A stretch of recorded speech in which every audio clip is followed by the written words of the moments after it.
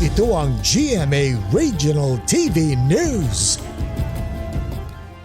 Mainit na balita mula sa Luzon, hatid ng GMA Regional TV.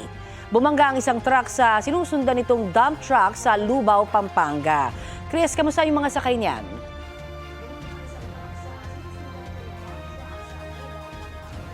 Connie, nasawi ang driver ng bumanggang truck. Sa video, kita na magaan ang daloy ng mga sasakyan sa Jose Abad Santos Avenue papuntang Bataan.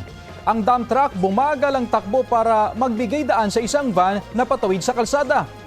Maya-maya sumalpok sa likuran ng dump truck ang kasunod na truck. Bukod sa nasawing truck driver, sugatan naman ng kanyang kasama. Patuloy na kinukunan ng pahayag ang mga kaanak ng mga biktima at iba pang sangkot sa aksidente. Patuloy ang investigasyon ng mga otoridad. Ito ang GMA Regional TV News. May init na balita sa Visayas at Mindanao, hatid ng GMA Regional TV. Unang inakalang manikin pero bangkay pala ng isang dalagita ang natagpuan sa isang pinyahan sa Pulumulok, South Cotabato. Sara, ano daw nangyari doon sa biktima? Rafi, posibleng ginahasa bago patayin ang dalagita ayon sa mga otoridad. Nakahubad kasi at may mga sugat sa ulo nang madiskubre ang katawan ng 15 anyos na biktima.